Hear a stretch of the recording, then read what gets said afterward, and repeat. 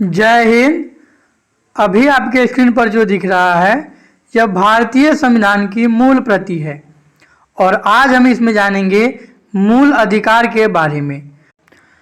आज हम जानेंगे कि भारतीय संविधान ने हमें कौन कौन से मूल अधिकार दिए हैं और मूल संविधान में कैसे 7 मौलिक अधिकार थे जबकि वर्तमान में 6 ही हैं।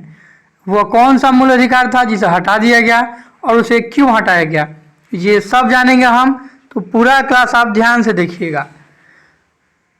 मूल अधिकार, इसके अन्य नाम है मौलिक अधिकार और इसे इंग्लिश में फंडामेंटल राइट भी कहा जाता है। इसे शॉर्ट में AFR भी कहा जाता है। मूल अधिकार अर्थात मौलिक अधिकार को भारतीय संविधान के भाग 3 में रखा गया है। मूल अधिकार को भारतीय संविधान के भाग 3 में रखा गया है। मूल अधिकार का वर्णन भारतीय संविधान के अनुच्छेद 12 से 35 तक किया गया है। अर्थात मूल अधिकार को भारतीय संविधान के भाग 3 तथा अनुच्छेद 12 से 35 तक रखा गया है। मूल संविधान में 7 प्रकार के मौलिक अधिकार दिए गए थे। वे कौन कौन से थे तो आइए जान लेते हैं। पहला था समता का अधिकार, दूसरा था स्वतंत्रता का अधिकार, तीसरा था शोषण के विरुद्ध अधिकार, चौथा था धार्मिक स्वतंत्रता का अधिकार, पांचवा था संस्कृति और शिक्षा संबंधी अधिकार, छठवां था संपत्ति का अधिकार और सातवां था संवैधानिक उपचारों का अधिकार। इन सभी अधिकारों में से छठा अधिकार जो कि संपत्ति का अधिकार था, इसे समाप्त कर दिया गया। अब यहाँ से क्वेश्चन बनता है कि संपत्ति के अधिकार को किस संशोधन या कब हटाया गया। तो भारतीय संविधान के 44वें संविधान संशोधन अधिनियम अर्थात संपत्ति के अधिकार को 44वें संविधान संशोधन अधिनियम 1978 के द्वारा मूल अधिकारों से अर्थात मूल अधिकारों की सूची से हटा दिया गया। तो आपको यह ध्यान रखना है कि संपत्ति के अधिकार को 44वें संविधान संशोधन अधिनियम 1978 के द्वारा मूल अधिकारों की सूची से हटा दिया गया और वर्तमान में संपत्ति के अधिकार को वर्तमान में भारतीय संविधान के भाग 12 तथा अनुच्छेद 300 के क में रखा गया है। ध्यान रखिएगा, संपत्ति का अधिकार वर्तमान में कानूनी अधिकार है और इसे वर्तमान में भारतीय संविधान के भाग 12 तथा अनुच्छेद 300 के क के अंतर्गत रखा गया है और वर्तमान में संपत्ति का अधिकार मूल अधिकार न होकर के कानूनी अधिकार है। यहाँ से क्वेश्चन पूछा जाता है, आपको ध्यान में रखना है। अब बचे हुए 6 अधिकारों के बारे में हम एक एक करके जानेंगे। संपत्ति का अधिकार हटाए जाने के बाद अभी वर्तमान में 6 मूल अधिकार ही हैं और ये 6 मूल अधिकार कौन कौन से हैं इनके बारे में हम जानेंगे और इसके अंतर्गत आने वाले अनुच्छेदों के बारे में हम जानेंगे। सबसे पहले हम ये जानते हैं कि अनुच्छेद 12 से 35 क्या है और उसी के अंतर्गत हम ये भी जानेंगे कि ये 6 मूल अधिकार कौन कौन से हैं। अनुच्छेद 12, जैसा कि हमने बताया कि मौलिक अधिकार को भारतीय संविधान के अनुच्छेद 12 से 35 तक रखा गया है और इसके अंतर्गत अनुच्छेद 12 में मूल अधिकार को परिभाषित किया गया है और इसमें साथ ही साथ राज्य के बारे में भी परिभाषित किया गया है। इन सभी अनुच्छेदों को एक एक करके हम आने वाले क्लास में पढ़ेंगे क्योंकि एक ही साथ सभी अनुच्छेदों के बारे में पढ़ने पर लगभग यह क्लास 4 घंटे का हो जाता है जो कि आप नहीं पढ़ पाते। इसलिए एक एक करके सभी अनुच्छेदों के बारे में हम विस्तार पूर्वक आने वाले क्लासेज में पढ़ेंगे। अभी हम इसके शॉर्ट डिटेल्स यहाँ दिए जा रहे हैं। तो अनुच्छेद 12 में मौलिक अधिकार की परिभाषा दिया गया है और अनुच्छेद 13 में मूल अधिकारों के असंगत या उनकी अल्पीकरण करने वाली विधियों को शून्य करने के बारे में दिया गया है। अर्थात सरकार कोई भी कानून बनाती है जिनसे मूल अधिकारों का हनन होता है, तो उन कानूनों का समापन करने के लिए अनुच्छेद 13 में अधिकार दिए गए हैं। तो ये अनुच्छेद 12 और 13 हो गया। अब आता है अनुच्छेद 14 और अनुच्छेद 14 से 18 समता के अधिकार के अंतर्गत वर्णित है। अर्थात हमने आपको बताया कि मौलिक अधिकार 6 हैं। भारतीय संविधान में मूल रूप से 7 अधिकार दिए गए थे।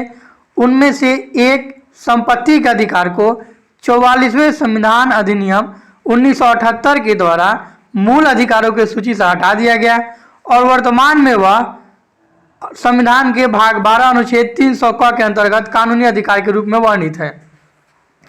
बचे हुए 6 अधिकार कौन कौन से हैं, तो वे आइए हम जान लेते हैं। वे 6 अधिकार हैं। समता का अधिकार, और समता का अधिकार को अनुच्छेद 14 से 18 तक रखा गया है। ध्यान रखिएगा, समता का अधिकार को अनुच्छेद 14 से अनुच्छेद 18 तक रखा गया है। आइए हम जानते हैं कि समता के अधिकार के अंतर्गत कौन कौन से अधिकार दिए गए हैं।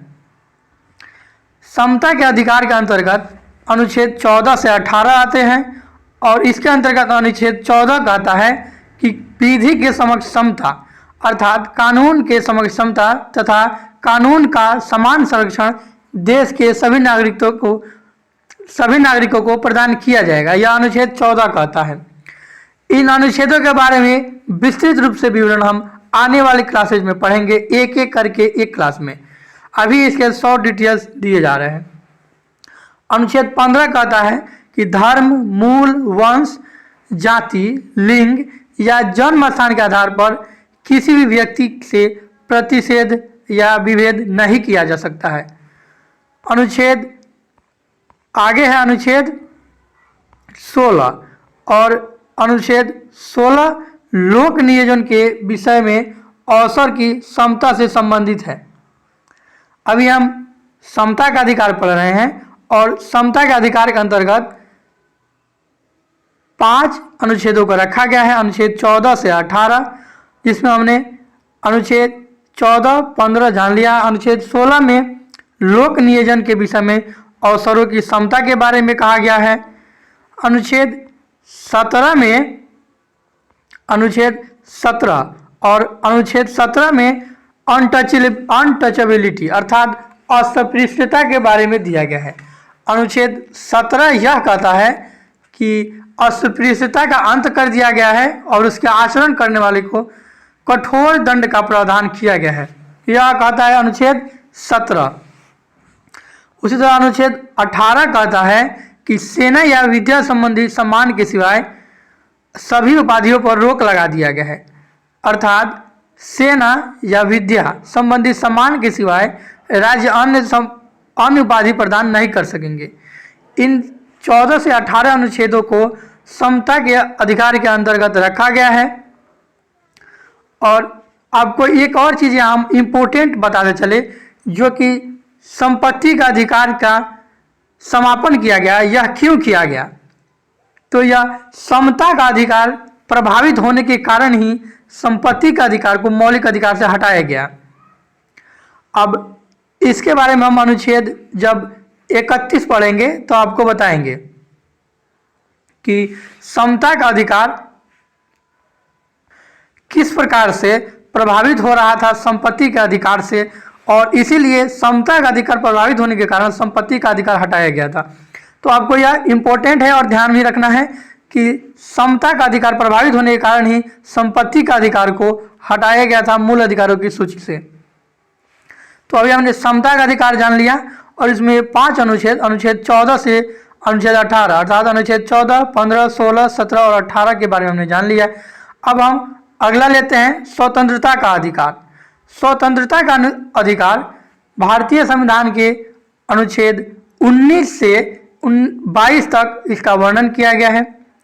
अर्थात स्वतंत्रता का अधिकार का वर्णन संविधान के अनुच्छेद 19 से 22 तक किया गया। ध्यान रखिएगा, ये क्वेश्चन ऐसे भी पूछा जा सकता है कि स्वतंत्रता का अधिकार का वर्णन निम्न में से किस अनुच्छेद के तहत किया गया है, और ये एक तरह का ऑप्शन दिया रहता है क्वेश्चन में, अनुच्छेद 19 से 22, अनुच्छेद 25 से 28, इस तरह करके दिया रहता है। तो आपको कंफ्यूज नहीं होना है। आपको हमने बताया कि समता का अधिकार अनुच्छेद 14 से 18, अब 18 के बाद 19 ही ना आएगा, तो अनुच्छेद 19 से 22 तक स्वतंत्रता का अधिकार दिया गया है। और आइए इसमें जानते हैं कि कौन कौन से अधिकार दिए गए हैं। तो स्वतंत्रता के अधिकार के अंतर्गत अनुच्छेद 19 से 22 तक रखा गया है, और अनुच्छेद 19 6 प्रकार की स्वतंत्रता देता है। अनुच्छेद 19 भाषा एवं अभिव्यक्ति की स्वतंत्रता, सम्मेलन करने की स्वतंत्रता, संघ बनाने की स्वतंत्रता, संचरण करने की स्वतंत्रता, निवास करने की स्वतंत्रता तथा कोई भी व्यवसाय करने की स्वतंत्रता अनुच्छेद 19 प्रदान करता है। आपको ध्यान रखना है कि स्वतंत्रता के अधिकार के अंतर्गत अनुच्छेद 19 से 22 तक को रखा गया है, और अनुच्छेद 19 6 प्रकार की स्वतंत्रता का वर्णन करता है। अब इसके अंतर्गत और कौन कौन से स्वतंत्रता का वर्णन किया गया है, इसका विवरण हम आने वाले क्लासेज में जब हम अनुच्छेद 19 पढ़ाएंगे डिटेल्स में, वहाँ आपको बताएंगे। यहाँ आपको सिर्फ इतना ही जानना है कि अनुच्छेद 19 6 अधिकारों की सुरक्षा प्रदान करता है, अर्थात 6 प्रकार की अधिकार प्रदान करता है, जो हम अभी बात कर सकते हैं, बोल सकते हैं, कुछ भी यह भी अधिकार देता है। हमें सम्मेलन करने की अधिकार देता है, संघ बनाने का अधिकार देता है, देश में कहीं भी आने जाने की स्वतंत्रता का अधिकार देता है, कहीं देश में कहीं भी निवास करने का अधिकार देता है। ध्यान रखिएगा, पहले जो है इसमें एक अपवाद था जम्मू एंड कश्मीर, जो कि अब इसे भी समाप्त कर दिया गया है, अर्थात आप अब जम्मू एंड कश्मीर में भी जाकर निवास कर सकते हैं, जो कि पहले यह अपवाद था। और वृद्धि करने के अर्थात 19 में, अनुच्छेद 19 में 6 प्रकार की स्वतंत्रता का वर्णन किया गया है, तो आपको यह ध्यान रखना है। उसी तरह है अनुच्छेद 20, और अनुच्छेद 20 के बारे में हम आपको पूरा डिटेल्स में बताएंगे, और आने वाले क्लासेज में भी आपको बताएंगे। अनुच्छेद 20 जो है अपराधों के लिए दोष सिद्धि के संबंध में संरक्षण से संबंधित है। अनुच्छेद 20 अपराधों के लिए दोष सिद्धि के संबंध में संरक्षण से संबंधित है। अर्थात अनुच्छेद 20 अगर आप किसी अपराध में दोष सिद्धि हो जाते हैं तो उसके संबंध में संरक्षण से संबंधित है। बाकी चीज़ें आपको हम आने वाले क्लासेज में विवरण से बताएंगे, क्योंकि अगर हम सभी चीज़ें यहाँ बताने लगे तो ये क्लास 4 घंटे से भी अधिक का हो जाएगा। इसलिए हमने अभी इसको शॉर्ट में पढ़ा है, और विशेष रूप से व्याख्या सहित आने वाले क्लासेज में पढ़ेंगे। अनुच्छेद 20 अपराधों के लिए दोष सिद्धि से संबंध में संरक्षण का अधिकार प्रदान करता है।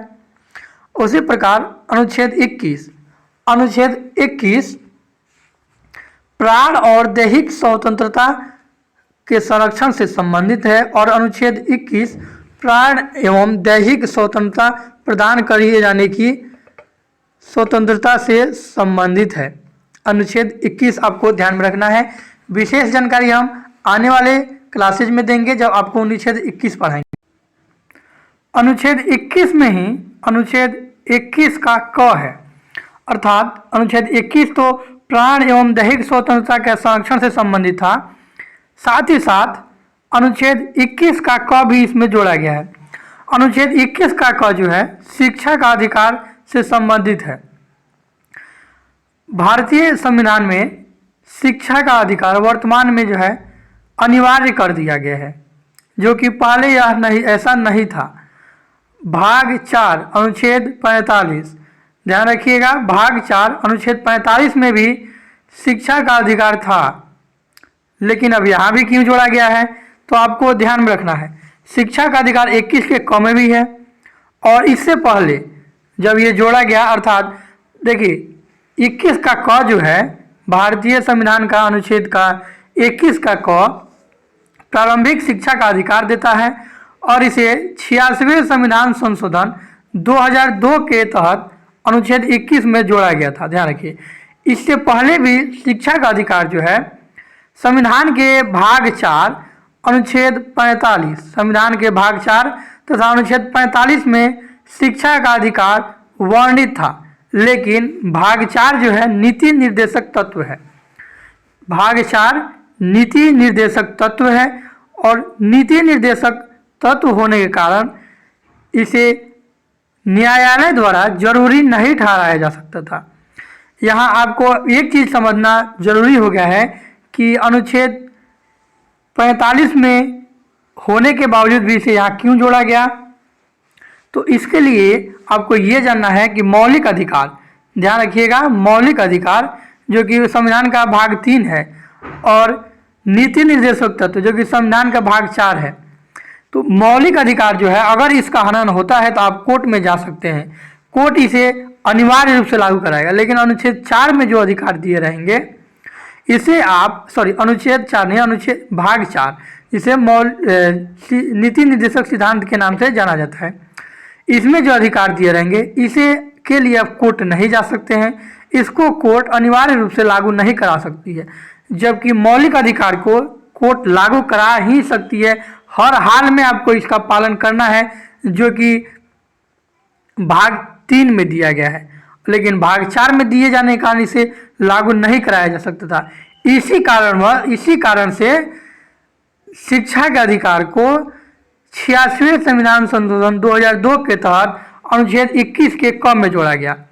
तो यहाँ आपको क्लियर हो गया कि शिक्षा का अधिकार को यहाँ क्यों जोड़ा गया, जबकि इससे पहले भी संविधान के भाग 4 और अनुच्छेद 45 में था, लेकिन नीति निर्देशक तत्व होने के कारण उसे न्यायालय द्वारा अनिवार्य नहीं ठहराया जा सकता था। इसीलिए 86वें संविधान संशोधन 2002 के द्वारा शिक्षा का अधिकार को 21 के अनुच्छेद 21 के क में जोड़ा गया। अब आप सोच रही है कि हम इतना जोर देकर क्यों बता रहे हैं, तो यहाँ से आपको हर साल यूपीएससी में क्वेश्चन एक बनता है अनुच्छेद 21 से, तो आपको ध्यान रखना है। इसलिए यूपीएससी से बीपीएससी तक क्वेश्चन यहाँ से इम्पोर्टेंट है और लगभग एक क्वेश्चन यहाँ से आ जाता है फंडामेंटल राइट से और खासकर अनुच्छेद 21 से। बाकी अनुच्छेद 21 की चर्चा हम आने वाले क्लासेज में करेंगे, जब आपको हम अनुच्छेद 21 पढ़ाएंगे पूरे व्याख्या सहित। आगे बढ़ते हैं अनुच्छेद 22 के तहत। अनुच्छेद 22 कुछ दशाओं में गिरफ्तारी और निरोध से संरक्षण प्रदान करता है। अब मान के चलिए आपको कोई गिरफ्तार कर लेता है और बिना कारण बताए, तो आपको संविधान यह अधिकार देता है कि आप अब वकील रख सकते हैं। आपको 24 घंटा के अंदर ही गिरफ्तार किए जाने के समय से, और इसमें जो है आपको 24 घंटा के अंदर मजिस्ट्रेट के सामने पेश किया जाना होता है। लेकिन इसमें लाने जाने का जो समय है उसका काउंट नहीं किया जाता है। यह क्वेश्चन आया हुआ एग्जाम में, ध्यान रखिएगा। कुछ दशाओं में गिरफ्तारी से निरोध से संरक्षण।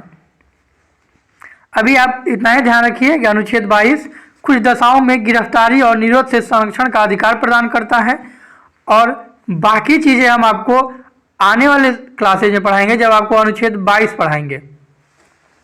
तो अभी तक हमने 2 अधिकार पढ़ लिए, समता का अधिकार अनुच्छेद 14 से 18, स्वतंत्रता का अधिकार अनुच्छेद 19 से 22। अब तीसरा है शोषण के विरोधी अधिकार, और शोषण के विरुद्ध अधिकार जो है इसे अनुच्छेद 23-24 में रखा गया है। शोषण के विरुद्ध अधिकार को अनुच्छेद 23-24 में रखा गया है, ध्यान रखिएगा। आइए जानते हैं कि शोषण के विरुद्ध अधिकार क्या है और यह हमें क्या अधिकार प्रदान करता है। शोषण के विरुद्ध अधिकार इसे अनुच्छेद 23 और अनुच्छेद 24 के अंतर्गत रखा गया है, और अनुच्छेद 23 जो है मानव के दुर्व्यापार और बलात् श्रम का प्रतिषेध करता है। अर्थात मानव से आप जबरदस्ती से कोई भी काम नहीं करवा सकते हैं, बंधुआ मजदूरी नहीं करवा सकते हैं, जबरन से परिश्रम नहीं करवा सकते हैं, मनुष्य को बेच नहीं सकते हैं। आपने पढ़ा होगा इतिहास में, जैसे कि पहले दासों का व्यापार होता था, अर्थात मानवों का व्यापार होता था। आप वर्तमान में यह व्यापार नहीं कर सकते हैं, क्योंकि अनुच्छेद 23 यह प्रतिषेध किया हुआ है कि आप मानवों का व्यापार नहीं कर सकते हैं, आप उससे जबरदस्ती श्रम नहीं करवा सकते हैं। यह अनुच्छेद 23 कहता है। और उसी के अनुसार अनुच्छेद 24 जो है कारखानों में या किसी भी फैक्ट्रियों में 14 वर्ष से कम आयु के बच्चों का नियोजन का प्रतिषेध करता है अनुच्छेद 24। देखिए अनुच्छेद 23 जो था बलात् सराम का प्रतिषेध किया, उसने बंधुआ मजदूरी पर रोक लगाया। वैसे ही अनुच्छेद 24 जो है एक स्पेशल बनाया गया है बच्चों के लिए कि यदि बच्चे 14 वर्ष से कम आयु के हैं तो आप उसे किसी भी कारखाने या खान में काम करने के लिए नियोजित नहीं कर सकते हैं, और यदि आप ऐसा करते हैं तो आपको सज़ा हो सकती है।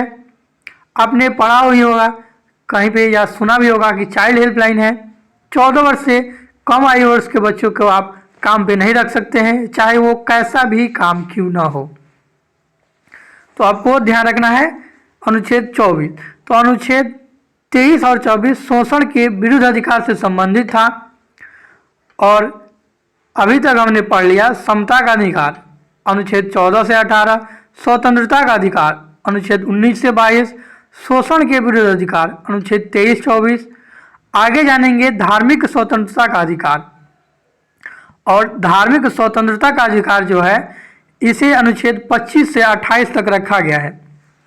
धार्मिक स्वतंत्रता का अधिकार को अनुच्छेद 25 से 28 तक रखा गया है। आइए जानते हैं अनुच्छेद 25 क्या कहता है। अनुच्छेद 25 कहता है कि अंतःकरण की और धर्म के अबाध रूप से माननीय आचरण और प्रचार करने की स्वतंत्रता रहेगी। अर्थात कोई भी व्यक्ति अपने अंतःकरण से कोई भी धर्म को निर्बाध रूप से मान सकते हैं। अर्थात आपको किसी भी धर्म का आचरण करने के लिए कोई भी बाधा नहीं है। आप चाहे किसी भी धर्म को हो आप कोई भी धर्म मान सकते हैं। यह जो है संविधान हमको अधिकार देता है, किसी भी धर्म को मान सकते हैं, किसी भी धर्म का आचरण कर सकते हैं और किसी भी धर्म का प्रचार कर सकते हैं। यह अनुच्छेद 25 हमें अधिकार देता है। ध्यान रखिएगा, इसे भी एग्जाम में क्वेश्चन पूछे जाते हैं।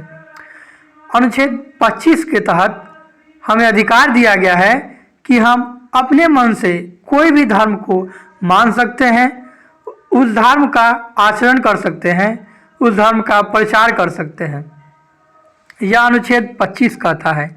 अब मान लीजिए कोई धर्म को आप मानिएगा तो उसकी धार्मिक प्रबंधन अर्थात कोई मंदिर बनवाइएगा या कोई ट्रस्ट बनवाइएगा तो यह अनुच्छेद 26 में इसका अधिकार दिया गया है। अनुच्छेद 26 जो है आपको धार्मिक कार्यों के प्रबंधन की स्वतंत्रता का अधिकार देता है। अनुच्छेद 26 धार्मिक कार्यों के प्रबंधन की स्वतंत्रता देता है। अर्थात आप कोई भी धर्म जो मानते हैं उसके लिए आप प्रबंध कर सकते हैं, मंदिर बनवा सकते हैं, कोई ट्रस्ट बनवा सकते हैं। आप किसी भी धर्म के हो तो इसके लिए आपको अनुच्छेद 26 स्वतंत्रता देता है। और यदि अनुच्छेद 26 नहीं होता तो क्या होता, अनुच्छेद 25 नहीं होता तो क्या होता, आपको जबरन कोई धर्म बनवाया जाता है। जैसे पाकिस्तान में क्या होता है कि जबरन मुस्लिम धर्म बनवाया जाता है, लेकिन भारत में ऐसा नहीं है। आप पे कोई भी व्यक्ति जबरन किसी भी धर्म का पालन करने का थोप नहीं सकता है। आप अपने धर्म, अपने विवेक, अपने स्वेच्छानुसार अपना धर्म चुनने, अपना धर्म मानने, उसका पालन करने के लिए स्वतंत्र हैं। यह अनुच्छेद 25 कहता है। और इसका प्रबंधन कर सकते हैं, यह अनुच्छेद 26 कहता है। आइए अब आगे बढ़ते हैं। अनुच्छेद 25 और अनुच्छेद 26 हमने जान लिया। अनुच्छेद 27 के बारे में जानते हैं। अनुच्छेद 27 कहता है कि किसी भी धर्म के अभिवृद्धि के लिए करों के संदाय के बारे में स्वतंत्रता रखी गई है। आपने सुना होगा कि मंदिरों में जो चंदे एकत्रित होते हैं उन पे टैक्स नहीं लगाया जाता है। मंदिर, मस्जिद, गुरुद्वारा, उसमें कितना भी आप दान कर दे, चाहे वो अरबों में क्यों नहीं चल जाए, उस पर सरकार कोई टैक्स नहीं लगाती है। हालांकि अब इसमें चेंज करने की बातें चल रही है, हो सकता है कि आने वाले समय में इसे चेंज कर दिया जाए। तो अनुच्छेद 25 आपको कोई भी धर्म का मानने, उसका आचरण करने और उसका प्रचार करने का अधिकार दिया। अनुच्छेद 26 उस धर्म का प्रबंधन करने का अधिकार दिया। अनुच्छेद 27 उसमें जो भी पैसा धन मिलता है उसके लिए करों से संबंधित अर्थात उसमें टैक्स नहीं लगेगा, ऐसा अगर आपके पास कितना भी संपत्ति हो और उसे आप धर्म के कार्य में लगा दें तो उसमें कोई टैक्स नहीं लगेगा। सिंपल भाषा में आप समझिए, यह अनुच्छेद 27 आपको अधिकार देता है। उसके बाद है अनुच्छेद 28। अनुच्छेद 28 जो है आपको अधिकार देता है कि कुछ शिक्षण संस्थाओं में धार्मिक शिक्षा या धार्मिक उपासना में उपस्थित होने के बारे में स्वतंत्रता। जैसे कि आपने सुना होगा कि मुस्लिम लोगों का कोई ट्रस्ट होता है जिसमें उसमें वे लोग अपने धर्म की शिक्षा प्रदान करते हैं, तो यह भी स्वतंत्रता देता है भारतीय संविधान का अनुच्छेद 28 कि आप किसी भी धर्म को जो भी आप मानते हैं अपने मन से उसकी शिक्षा ग्रहण कर सकते हैं, और इसके भी स्वतंत्रता अनुच्छेद 28 के तहत दी गई है। तो आप ध्यान रखिएगा, अनुच्छेद 25 से 28 तक धार्मिक स्वतंत्रता का अधिकार का वर्णन है। अनुच्छेद 25 जो है आपको किसी भी धर्म को मानने, उसका आचरण करने और प्रचार करने की स्वतंत्रता देता है। अनुच्छेद 26 धार्मिक कार्यों के प्रबंधन करने की स्वतंत्रता देता है। अनुच्छेद 27 धर्म की अभिवृद्धि के लिए आप जो धन इकट्ठा करते हैं उसमें करों की स्वतंत्रता देता है। अनुच्छेद 28 अगर आप कोई भी धर्म की शिक्षा लेना चाहते हैं तो उसके लिए अधिकार देता है, स्वतंत्रता देता है कि आप कोई भी धर्म मानने, उसका आचरण करने, उसका प्रबंधन करने, प्रचार करने, उसकी शिक्षा ग्रहण करने के लिए स्वतंत्र है। यह धार्मिक स्वतंत्रता का अधिकार कहता है जिसे अनुच्छेद 25 से 28 तक रखा गया है। अगला और 5वां अधिकार है संस्कृति और शिक्षा संबंधी अधिकार। यहाँ आपको अल्पसंख्यक जोड़ा गया है, ध्यान रखिएगा। अल्पसंख्यकों के संस्कृति और शिक्षा संबंधी अधिकार अनुच्छेद 29 और 30 में दिया गया है। पहला अधिकार था समता का अधिकार, दूसरा अधिकार था स्वतंत्रता का अधिकार, तीसरा अधिकार था शोषण के विरुद्ध अधिकार, तीसरा शोषण के विरुद्ध अधिकार, चौथा धार्मिक स्वतंत्रता का अधिकार, पांचवा है संस्कृति और शिक्षा संबंधी अधिकार, और इसे अनुच्छेद 29-30 में रखा गया है। तो आइए जानते हैं अनुच्छेद 29 क्या कहता है। अनुच्छेद 29 जो है अल्पसंख्यक वर्गों के हितों के संरक्षण से संबंधित है, और अनुच्छेद 29 कहता है कि जो अल्पसंख्यक वर्ग है, जैसे कि वर्तमान में मुस्लिम बहुल जो हैं उन्हें अल्पसंख्यक वर्गों का मान्यता प्राप्त है, और उनके हितों के संरक्षण से संबंधित अर्थात उनकी संस्कृति और शिक्षा का जो है संरक्षण से संबंधित है। जैसे कि कुछ जनजातियां भी हैं अंडमान में, उनके भी संस्कृति और शिक्षा संबंधी संरक्षण से संबंधित जो है अनुच्छेद 29। अनुच्छेदों के बारे में विशेष जानकारी हम जब एक एक करके अनुच्छेदों के बारे में बताएंगे तो वहाँ बताएंगे। आप यहाँ शॉर्ट में समझिए कि कौन अनुच्छेद क्या कहता है, बाकी जानकारी हम जब उस अनुच्छेद को पढ़ाएंगे तो बताएंगे। अनुच्छेद 30। अनुच्छेद 30 जो है शिक्षण संस्थाओं और की स्थापना और प्रशासन करने की अल्पसंख्यक वर्गों का अधिकार देता है। अनुच्छेद 30 जो है यह अधिकार देता है अल्पसंख्यक वर्गों की कि अपने अनुसार वे शिक्षण संस्थाओं का स्थापना कर सकते हैं, उसमें पढ़ सकते हैं और सरकार उन शिक्षण संस्थाओं को अनुदान देगी। यह अनुच्छेद 30 कहता है। तो आपने अनुच्छेद 29 और 30 भी पढ़ लिया। अब है अनुच्छेद 31। अनुच्छेद 31 जो था इसी में संपत्ति का अधिकार का वर्णन किया गया था, ध्यान रखिएगा। अनुच्छेद 21 में ही और अनुच्छेद 19 के अनुच्छेद 19 में भी और अनुच्छेद 31 में ही संपत्ति का अधिकार का वर्णन था, जिसे 44वें संविधान संशोधन 1978 के द्वारा मूल अधिकार से हटा दिया गया। वर्तमान में यह आपको कानूनी अधिकार है और इसे भारतीय संविधान के भाग 12 अनुच्छेद 300 के क के अंतर्गत रखा गया है। तो अनुच्छेद 31 भी हमने पढ़ लिया। अब आगे है संवैधानिक उपचारों का अधिकार, और इसमें अनुच्छेद 32 रखा गया है। देखिए यहाँ मूल संविधान में भी आपको दिया गया अनुच्छेद 31 में संविधान संपत्ति का अनिवार्य अर्जन जो था इसे हटा दिया गया। 44वें संविधान संशोधन 1978 के द्वारा यहाँ भारतीय संविधान में दिया गया है। अब है संवैधानिक उपचारों का अधिकार, और इसे अनुच्छेद 32 के तहत रखा गया है संवैधानिक उपचारों के अधिकार को।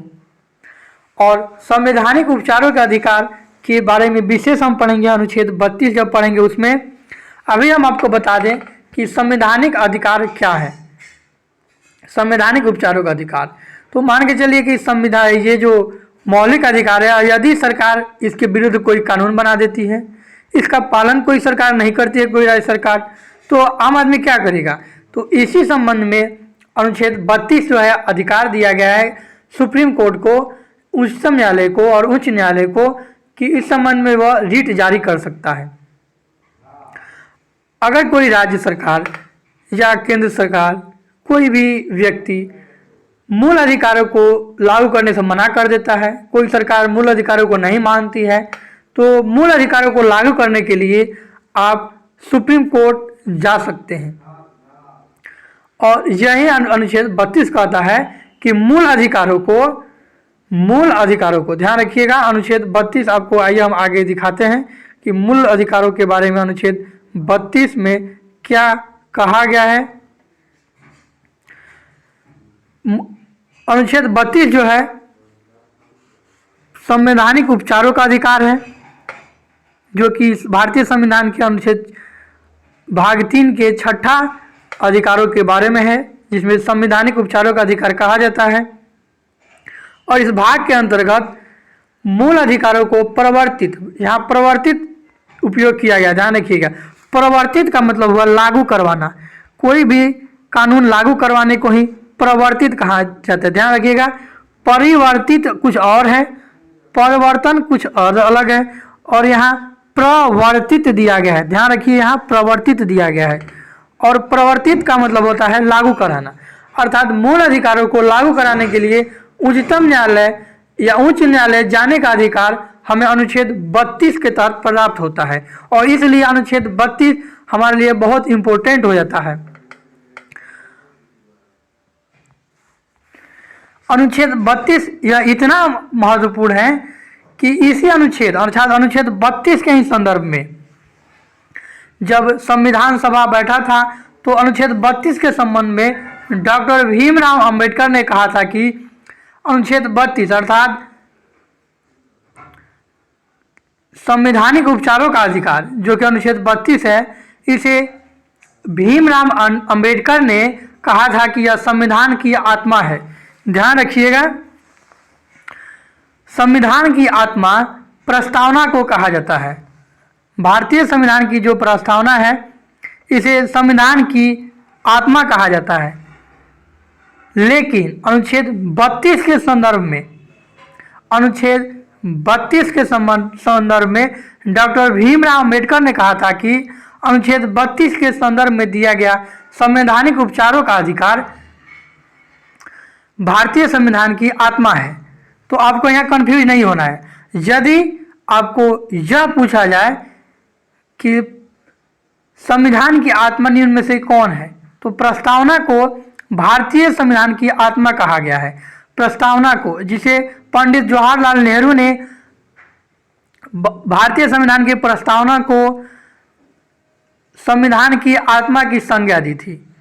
जबकि मौलिक अधिकारों के संदर्भ में अगर पूछ दे कि मौलिक अधिकारों के संदर्भ में निम्न में से कौन या निम्न में से किसे संविधान की आत्मा की संज्ञा दी जाती है, तो वो है अनुच्छेद 32। इसे संविधान की आत्मा की संज्ञा डॉक्टर भीमराव अंबेडकर ने संविधान सभा के उपस्थित सदस्यों के सामने कहा था। तो यह दोनों से क्वेश्चन आता है और आपको कंफ्यूजन नहीं होना है। आपको ध्यान रखना है कि संविधान की आत्मा सिर्फ अगर इतना ही पूछे तो वह प्रस्तावना हो गई, और इसे पंडित जवाहरलाल नेहरू ने कहा था। अर्थात पंडित जवाहरलाल नेहरू ने प्रस्तावना को संविधान की आत्मा कहा था। जबकि यदि मौलिक अधिकारों के संदर्भ में आ जाए या ये पूछ दे कि भीमराव अंबेडकर ने किसे मौलिक अधिकारों के अंतर्गत संविधान की आत्मा कहा था, तो वह आपको अनुच्छेद 32 हो जाएगा।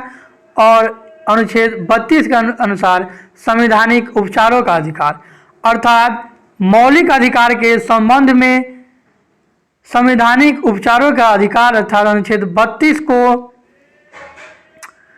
अनुच्छेद 32 को डॉक्टर भीमराव अंबेडकर ने संविधान की आत्मा कहा था। तो आपको दोनों में कन्फ्यूजन नहीं होना है और दोनों से क्वेश्चन पूछे जाते हैं, इसलिए कन्फ्यूज नहीं होना है।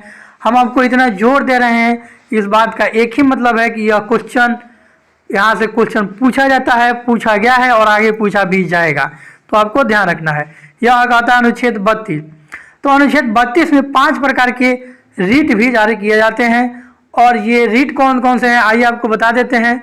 इसमें पहला है बंदी प्रत्यक्षीकरण, दूसरा है परमादेश, तीसरा है प्रतिषेध, चौथा है उत्प्रेषण तथा पांचवा है अधिकार परीक्षा। ये 5 प्रकार के रीट जो है मौलिक अधिकारों को प्रवर्तित अर्थात लागू करने के लिए सुप्रीम कोर्ट जारी करती है। तो यहाँ से ये भी क्वेश्चन पूछा जाता है कि सुप्रीम कोर्ट कितने प्रकार के रीट जारी कर सकती है मूल अधिकारों को लागू कराने के लिए, या मूल अधिकारों को लागू करने के लिए निम्न में से कितने प्रकार के रीट जारी कर सकती है। तो वो 5 प्रकार के रीट, जिसे याचिका भी कहा जाता है, यह 5 प्रकार के रीट जारी कर सकती है सुप्रीम कोर्ट। इसके बारे में विशेष तौर पर हम जानेंगे जब अनुच्छेद 32 पढ़ेंगे, क्योंकि यह अकेले लगभग 1 घंटा का क्लास हो जाएगा, इसलिए हम आपको यहाँ पूरा विवरण नहीं दे सकते हैं। तो आज हमने पढ़ा अनुच्छेद 12 से लेकर के अनुच्छेद 35 तक मूल अधिकारों के बारे में। और मूल अधिकार भारतीय संविधान के भाग 3 में, मूल अधिकार को भारतीय संविधान के भाग 3 अनुच्छेद 12 से 35 तक रखा गया है। ध्यान रखिएगा, मौलिक अधिकार को भारतीय संविधान के भाग 3 अनुच्छेद 12 से 35 तक रखा गया है और इसके अंतर्गत 6 प्रकार के अधिकार दिए गए थे। पहला अधिकार था समता का अधिकार, और समता का अधिकार को अनुच्छेद 14 से 18 तक रखा गया था। दूसरा था स्वतंत्रता का अधिकार, और स्वतंत्रता के अधिकार को अनुच्छेद 19 से 22 तक रखा गया था। तीसरा अधिकार था शोषण के विरुद्ध अधिकार, और इसे अनुच्छेद 23-24 के अंतर्गत रखा गया था। चौथा था धार्मिक स्वतंत्रता का अधिकार, और इसे अनुच्छेद 25 से 28 तक रखा गया था। पांचवा था संस्कृति और शिक्षा संबंधी अधिकार, और इसे अनुच्छेद 29-30 के अंतर्गत रखा गया है। छठा था संवैधानिक उपचारों का अधिकार, और इसे अनुच्छेद 32 के अंतर्गत रखा गया है। तो इस तरह से हमने मौलिक अधिकारों के बारे में पढ़ लिया है। 6 अधिकार जो कि वर्तमान में है। एक 7वां अधिकार था संपत्ति का अधिकार, जो कि अब वर्तमान में मौलिक अधिकार नहीं रहा। इसे कानूनी अधिकार के तहत भारतीय संविधान के अनुच्छेद 300 के क में और अनुच्छेद भाग 12 में रखा गया है। तो यहाँ से भी क्वेश्चन एक पूछा जा सकता है कि वर्तमान में संपत्ति का अधिकार किस भाग और किस अनुच्छेद के अंतर्गत है। तो आपको ध्यान रखना है भाग 12 अनुच्छेद 300 के क के अंतर्गत कानूनी अधिकार के रूप में रखा गया है। यह क्वेश्चन पूछा गया था कि वर्तमान में संपत्ति का अधिकार कौन सा अधिकार है, तो वह कानूनी अधिकार है, आपको ध्यान रखना है। तो आज के क्लास में इतना ही। आने वाले क्लासेज में हम अनुच्छेद 12 से लेकर के अनुच्छेद 35 तक एक एक करके हम सभी के बारे में जानेंगे। ध्यान रखिएगा, अनुच्छेद 12 से अनुच्छेद 35 के बारे में व्याख्या सहित जानेंगे, ताकि आपको मेंस या ग्रेजुएशन का कोई पेपर लिखना हो तो आपको कोई भी किसी प्रकार की समस्या का सामना न करना पड़े। Thanks for watching. यदि आपको किसी अन्य सब्जेक्ट अन्य टॉपिक पे क्लास चाहिए तो आप हमें कमेंट बॉक्स में बता सकते हैं। Thanks for watching. मिलते हैं अगले क्लास में अनुच्छेद 12 से लेकर के अनुच्छेद 35 तक के लिए अलग अलग क्लासेज आएंगी, उन सबको देखना ना भूलिएगा। Thanks for watching.